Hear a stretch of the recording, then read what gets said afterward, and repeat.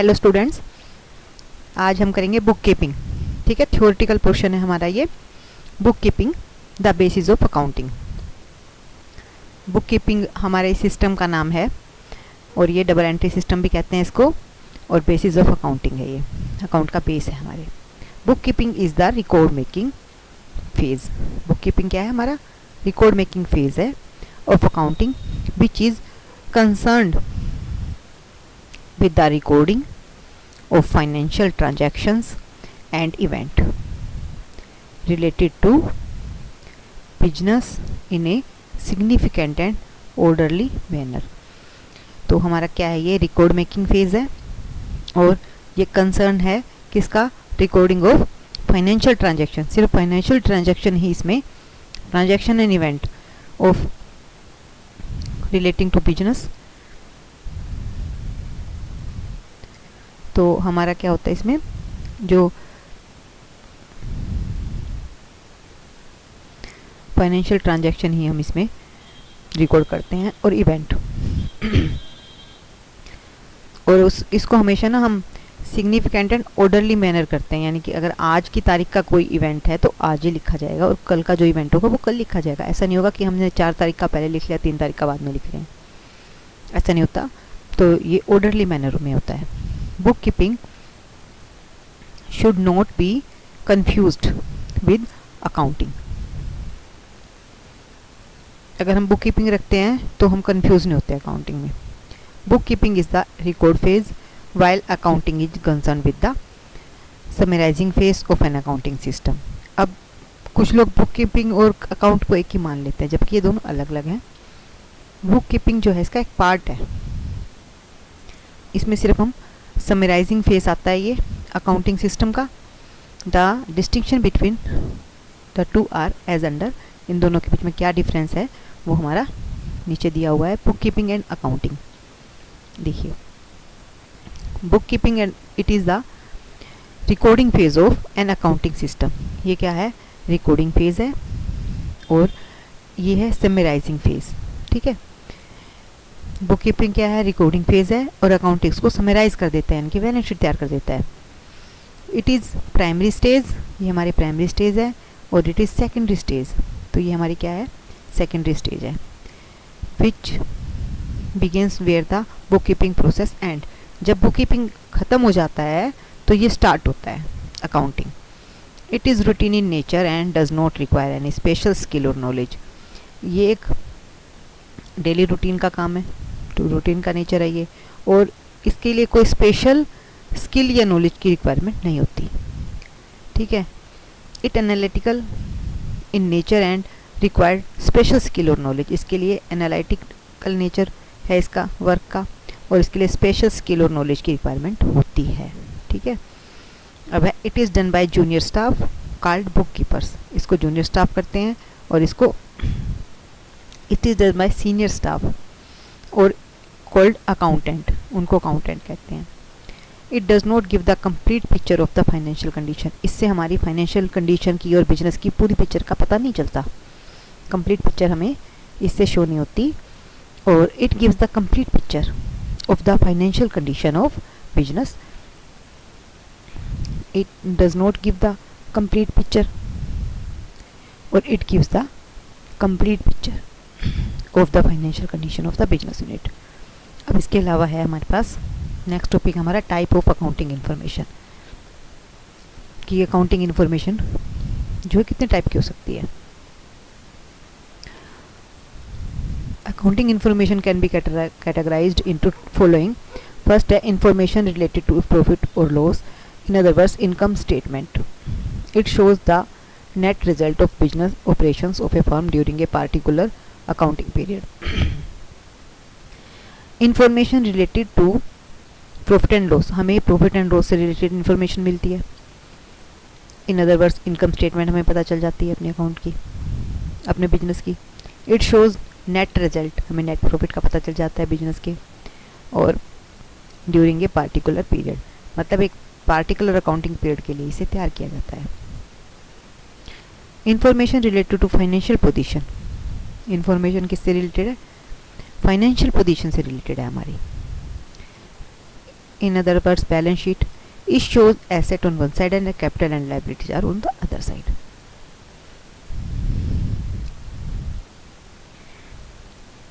Third हमारा point है schedules and notes from part of balance sheet and income statement to give detail of various items shown in profit and loss statement and balance sheet. हम कई बार क्या करते हैं, कोई information हमें देनी है तो नोट्स और शेड्यूल उसके बना देते हैं नीचे, तो वो हमें इन्फॉर्मेशन देता है किसके बारे में, बैलेंस शीट के बारे में, कि इस बैलेंस शीट में अगर कंटिजेंट एसेट या लाइबिलिटीज़ दिखा रखी हैं तो वो क्या हैं, क्यों हैं. थोड़ा इनकम और इनकम स्टेटमेंट के बारे में भी हमें थोड़ा बता देता है, हमें डिटेल देता है वेरियस आइटम्स की, और जो कि प्रॉफिट एंड लॉस स्टेटमेंट में लिखी हुई है, बैलेंस शीट में लिखी हुई हैं. Interested user parties of accounting information and there needs. अब ये है हमारे पास नेक्स्ट टॉपिक है कि इसके इंटरेस्टेड यूज़र कौन होते हैं, पार्टीज़ कौन होती हैं जिनको अकाउंटिंग इन्फॉर्मेशन चाहिए और उनकी क्या क्या ज़रूरतें होती हैं, क्यों वो उनको रिक्वायरमेंट क्यों होती है.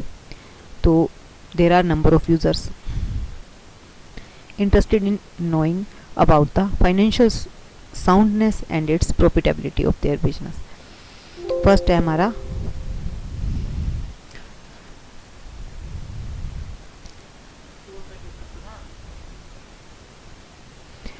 हमारा इंटरनल, सेकंड है एक्सटर्नल. फर्स्ट में इंटरनल में आ गया ओनर, उसको क्या चाहिए, अपने इन्वेस्टमेंट पर रिटर्न चाहिए, फाइनेंशियल हेल्थ चाहिए अपनी कंपनी की, बिजनेस की. ठीक है, ओनर को क्या चाहिए, हमें रिटर्न चाहिए प्रॉफिट के रूप में, उसने क्योंकि पैसा लगाया हुआ है, इन्वेस्टमेंट की हुई है उसने. दूसरा फाइनेंशियल हेल्थ चाहिए उसे अपनी बिजनेस की. सेकंड है मैनेजमेंट क्या कर रही हैं, सारा मैनेज वही कर रही हैं. To evaluate the performance to take various decision, तो उनको अपने अलग अलग डिसीजन लेने होते हैं, कोई भी प्रॉब्लम आएगी तो उसको सोल्व करने के लिए डिसीजन लेने होते हैं, तो वो इवेल्युएशन करने के लिए उनको चाहिए होता है. थर्ड है एम्प्लॉइज़ को क्या चाहिए, सैलरी चाहिए, प्रॉफिट होगा तो उसको दिवाली के पास प्रॉफिट भी मिलता है थोड़ा सा. तो profit earned by an enterprises whether their dues PF ESI deposited, वो जानना चाहते हैं कि हमारा प्रॉफिट जो बिजनेस है प्रॉफिट में चल रहा है या नहीं चल रहा है. अब इस समय लॉकडाउन में क्या हुआ, जो भी बिजनेस थोड़े लॉस में चल रहे थे, कम प्रॉफिट में चल रहे थे, उन्होंने अपने वर्कर्स को सैलरी नहीं दी 6 महीने तक, या कुछ ने अपने वर्कर्स ही कम कर लिए. और जो प्रॉफिट में चल रहे थे पिछले कुछ सालों से, जिनके पास लगातार प्रॉफिट हो रहा था, उनको प्रॉफिट इतना इकट्ठा हो चुका था कि उन्होंने अपने वर्कर्स को फुल सैलरी दी है, पूरी सैलरी दी है. तो उनके वो वर्कर्स इतने खुश रहे हैं. तो अगर उनकी कुछ ड्यूज़ होती हैं, जैसे पीएफ डिपॉजिट हो रहा है लगातार, देगा कौन बाद में, जब वो एम्प्लॉय जो है अपना कंप्लीट करेगा सर्विस, तो कंपनी नहीं देना है, कंपनी प्रॉफिट अर्न करेगी तभी तो वो दे पाएगी. ईएसआई है तो उसके लिए भी वो इंटरेस्टेड होते हैं, ये नॉलेज जानने के लिए कि भाई उनको प्रॉफिट हो रहा है कि कंपनी को नहीं हो रहा. फिर है एक्सटर्नल कौन होते हैं, इन्वेस्टर्स एंड पोटेंशियल इन्वेस्टर्स तो वो जो एक्चुअल में पैसा लगा चुके हैं, पोटेंशियल वो होते हैं जो भविष्य में लगाने वाले हैं. कुछ लोग सोचते हैं ना, पहले देख लेते हैं कैसा चल रहा है ये तब पैसा लगाएंगे, तो जो कम रिस्क लेना चाहते हैं. कुछ इन्वेस्टर्स वो होते हैं जो ज़्यादा रिस्क लेने में इंटरेस्ट रखते हैं, सोचते हैं अगर ये प्रॉफिट ये बूम कर गया तो हमें बहुत फ़ायदा हो जाएगा, तो वो पहले से इन्वेस्ट कर देते हैं. उनको इन्वेस्टर्स कहते हैं. जो बाद में इन्वेस्ट करते हैं पोटेंशियल इन्वेस्टर कहलाते हैं. उनमें safety and growth of their investment, future of the business, ये फ्यूचर देखते हैं बिजनेस का क्या होगा, और वो अपनी सेफ्टी भी तो देखते हैं, हमने इतना पैसा लगाया हमें मिलेगा कि नहीं वापस. Safety and growth of their investment, इसके लिए भी वो देखते हैं, और फ्यूचर के लिए देखते हैं कि फ्यूचर क्या है बिजनेस का. फिर है सेकंड है क्रेडिटर क्या करते हैं, उधार माल देते हैं ना, कि बेच लो फिर पैसे दे देना. तो ये क्या करते हैं, फाइनेंशियल कैपेबिलिटी देखते हैं कि इसकी सेल कितनी हो रही है, अगर हर महीने इतनी सेल हो रही है तो हमारा पैसा जल्दी वापस कर देगा. तो ability of the business to pay its debts, ठीक है, वो एबिलिटी देखते हैं कि ये पे कर भी पा रहा है कि नहीं. फिर है landers, repaying capacity, credit worthiness. Landers भी मतलब कुछ जिससे हम कुछ उधार लेते हैं वही लैंडर्स होते हैं हमारे. वो रीपेइंग कैपेसिटी देखते हैं इनकी कितनी है, क्रेडिट वर्थीनेस कितना है, मतलब कितना इसका मार्केट में साख है कि जैसे ही इसको रिक्वायरमेंट होगी इसको पैसा मिलता है नहीं मिलता है, ये सब कैपेसिटी वो देखते हैं उनकी. फिर है टैक्स अथॉरिटीज़, वो क्या देखती हैं कि जो इन्होंने प्रॉफिट दिखाया उसके हिसाब से हमें टैक्स दिया है कि नहीं, ड्यू टैक्स कितना था, ट्रू और फेयर डिस्क्लोजर है कि नहीं है, ये सब देखते हैं। फिर है अदर्स, कस्टमर, रिसर्चर एट्सेट्रा, ये भी कुछ इन्फॉर्मेशन इन्हें भी चाहिए होती है डिफरेंट रीज़न से। अगर कोई पीएचडी कर रहा है तो रिसर्चर हुआ वो, तो उसको चाहिए होती है कि भाई हाँ अगर ये बिजनेस इस तरह से चल सकता है तो ऐसे कोई दूसरा करेगा तो उसका भी चल जाएगा, तो उसको भी इन्फॉर्मेशन चाहिए होती है कस्टमर को, रिसर्चर्स को। May seek different information for different reasons.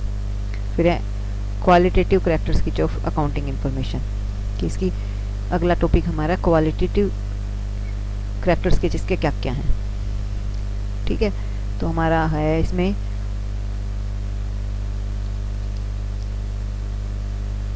सबसे पहला है reliability, means the information must be based on fact and be verified through source document bye anyone. It must be free from bias and errors, मतलब उसको हमारे पर विश्वास होना चाहिए, रिलायबिलिटी होनी चाहिए कि जो हमने इन्फॉर्मेशन दी है वो फैक्ट पर बेस्ड है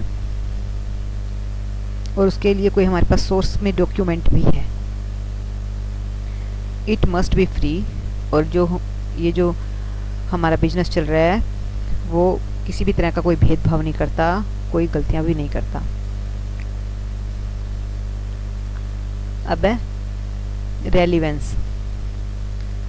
रेलिवेंस का मतलब है टू बी रेलिवेंट।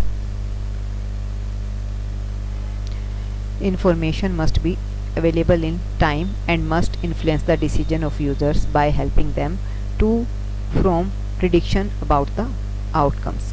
तो हमें क्या होना चाहिए, इंफॉर्मेशन जो है अपनी टाइम पर जो है इंफॉर्मेशन यूजर्स तक पहुंचानी चाहिए ताकि वो हेल्प उनको मिले कि वो अपने हमारे आउटकम्स के हिसाब से अपना प्रिडिक्शन कर सकें कि हमें जो है इसमें यूजर्स को कि भाई हमें इसमें क्या डिसीजन लेना है, हमें इसमें मनी लगानी है अपनी नहीं लगानी है। फिर है अंडरस्टैंडेबिलिटी, ठीक है, कि the information should be present in such a manner that users can understand it well. इस तरह से हम उसको प्रेजेंट करें स्टैटिकल मैनर में कि इंफॉर्मेशन जो है हर व्यक्ति समझ सके।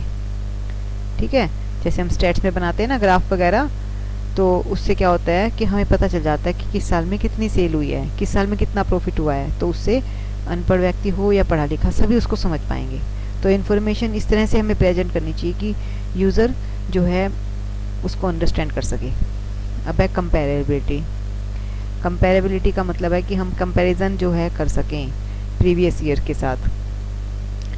ये इस तरह से डिस्क्लोज होनी चाहिए कि such a manner that it can be compared with previous years figures of business itself and other firms data, कि बिजनेस के अपने आप से मतलब हम देखते हैं कि इस बिजनेस में हमें इस साल प्रॉफिट क्या हुआ, पिछले साल क्या हुआ, एक तो उससे दूसरा अदर फर्म के डाटा से भी कि वो कंपनी हमारे कंपटीटर है और उसने इतना अच्छा बिजनेस किया है, हमने उससे भी अच्छा किया या नहीं किया है। तो इस तरह से हमें कंपेयर करने में मदद करता है। फिर है role of accounting in business. Accounting का बिजनेस में क्या रोल है, हमारा नेक्स्ट टॉपिक रहेगा ये basic accounting terms. Role of accounting in business. Basic accounting terms क्या होती हैं, बिजनेस ट्रांजैक्शन क्या होती हैं। An accounting activity that affect financial position of the business and can be measured in terms of money, in other words for example purchase of goods for use in business. तो ऐसी economic activity जो हमारे financial position को effect करती है, तो उसको हम जो है टर्म्स की मनी में भी मेजर कर सकते हैं। तब हम उसको परचेज ऑफ गुड्स है फॉर यूज इन बिजनेस, तब हम उसको बिजनेस के लिए यूज़ करेंगे। फिर सेकेंड है कैपिटल। कैपिटल क्या होती है, ये मतलब हम मीनिंग बता रहे हैं सबके। कैपिटल क्या होती है, capital amount invested by the owner, जो भी अमाउंट जो है ओनर ने इन्वेस्ट किया है इसमें फर्म में, amount invested by the owner in the firm is known as capital. It may be brought in the form of cash or asset by the owner. वो form of cash भी हो सकता है और asset भी हो सकती है। It is liability of the business entitled to its owner. तो ये बिजनेस की लाइबिलिटी बन जाती है कि उसने जो भी एसेट वगैरह लगाई हैं वो उसको उसमें रिटर्न मिले। फिर है ड्राइंग। द ड्राइंग क्या होती हैं, the money of goods or both withdrawn by owner from business for personal use is known as drawings. वो कभी कभी क्या होता है, बिजनेसमैन को घर में ज़रूरत पड़ जाती है, पैसों की ज़रूरत पड़ जाती है, या जिस भी सामान वो परचेज़ कर रहा है, जिस भी पार्टिकुलर गुड्स में वो बिजनेस कर रहा है, उस गुड की ज़रूरत पड़ जाती है गुड्स की, तो वो विड्रॉ कर लेता है, घर के लिए लेके जाता है। ठीक है, बिजनेस से उसको घर में ले जाता है पर्सनल यूज़ के लिए। ठीक है, तो उसको हम क्या कहते हैं, ड्राइंग्स कहते हैं। Example, purchase of car for personal use by withdrawing money from business. उसको लगता है कि मुझे अपने पर्सनल यूज़ के लिए कार ले लेनी चाहिए, तो बिजनेस से क्या करेगा, पैसा विदड्रॉ कर लिया, तो वो ड्राइंग्स कहलाएंगे। उससे क्या होगा, हमारी कैपिटल कम हो जाएगी। उसके बाद थर्ड है हमारा लाइबिलिटी। लाइबिलिटी क्या होती है?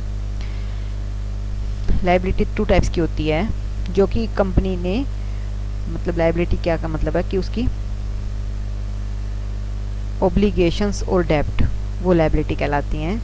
That an enterprise has to pay after some time in the future. Future में अभी कभी भी हमें ये देनी पड़ सकती हैं। फिर liabilities can be classified as, first है करंट लाइबिलिटीज, सेकंड है non current liability. Current liability क्या होती है? जो विद इन 1 पीरियड में पेएबल हो। ठीक है, ओब्लिगेशन और debts that are payable within period of 1 year. Example, creditor, bills payable etcetera.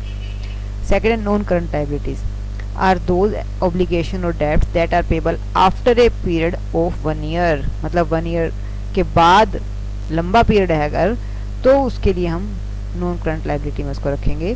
जैसे बैंक लोन हो गया, डिबेंचर एक्सेट्रा। अब एसेट क्या होती हैं? Assets are valuable and economic resource. Asset क्या है हमारे लिए? वैल्यूएबल हैं, इकोनॉमिक रिसोर्सेज हैं, ऑफ एन एंटरप्राइजेज है। कैपिटल में आ जाएंगे, एसेट में हमारा आ जाएगा लैंड एंड बिल्डिंग, इसके अलावा मशीनरी और फर्नीचर हो गया, और जो भी इन्वेस्टमेंट हमने की है, अगर कहीं और भी हमने पैसा लगाया हुआ है अपना, तो वो सब इसमें आ जाएगा। डेटर भी आ जाएंगे एसेट में ही। तो asset are valuable and economic resources of an enterprise is useful in its operations. जैसे मशीन है, लैंड एंड बिल्डिंग है, ये सब ऑपरेशन में मदद करती है ना, तो ये हमारी एसेट होती हैं। Asset can be broadly classified as current asset, non current asset. तो करंट एसेट में आ जाएंगे हमारे, current asset are those asset which are held for short period and can be converted into cash with in 1 year. जो हम with in 1 year जो हम cash करा सकें, उसको हम क्या कहते हैं? करंट एसेट कहते हैं। For example, debtor and stock etcetera. Second है नॉन करंट एसेट, जो लॉन्ग पीरियड के लिए होती हैं, which are hold for long period and use for normal business operations. For example, land, building, machinery etcetera. They are further classified into tangible and intangible asset. Tangible asset वो होती हैं दो asset which have physical existence. ठीक है, विच have physical existence, जिन्हें हम छू सकते हैं, देख सकते हैं, टच कर सकते हैं, सीन कर सकते हैं। For example, furniture, machinery etcetera.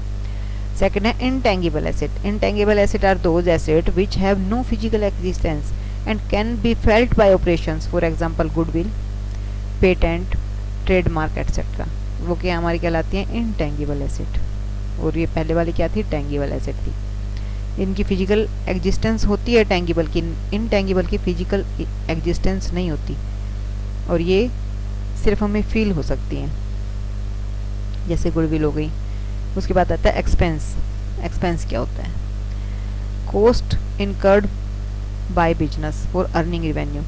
Expense हमारे क्या है? Cost incurred by A business for earning revenue. Revenue के लिए हम जो भी खर्च करते हैं वो एक्सपेंस कहलाते हैं। Are known as expenses. For example, rent, wages, salary, interest etcetera.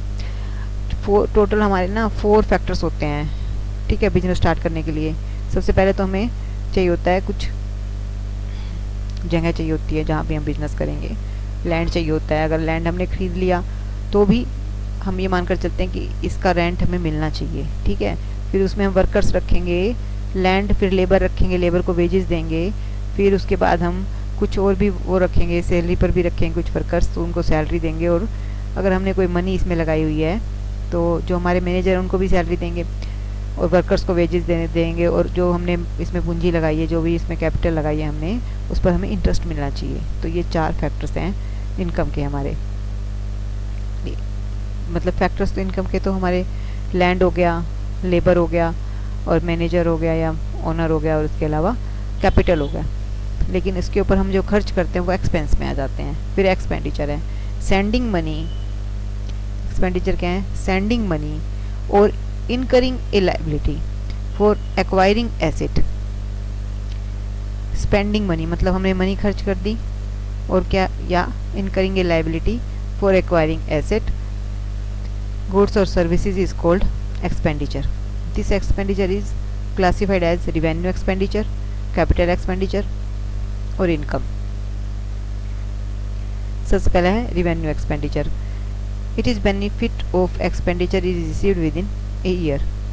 It is called revenue expenditure, for example rent, interest etcetera. Revenue expenditure क्या है? It is if the benefit of expenditure is received, अगर हमें benefit मिल जाए expenditure का with in 1 year, उसको कहेंगे revenue expenditure, just like rent, interest etcetera. Capital expenditure, it benefit of expenditure is if benefit of expenditure is received for more than 1 year. More than 1 year तक हमें, मतलब 1 year के बाद भी लगातार हमें मिलता रहे जिसका फ़ायदा, तो वो हमें कैपिटल एक्सपेंडिचर कहलाते हैं, for example purchase of machinery. फिर है income. Income is wider term which include profit also. Income means increase in the wealth of the enterprises over A period of time. Income एक अलग point है ये। Income क्या है? हमारी income का मतलब है इसमें प्रॉफिट भी इंक्लूड होता है, ये एक वाइडर टर्म है income. Income means increase in wealth, ठीक है, वेल्थ में इंक्रीज हुआ है एंटरप्राइजेज के over A period of time, ठीक है। अब हमारा ये हमेशा पीरियड ऑफ टाइम के लिए ही बनाया जाता है। Thank you students.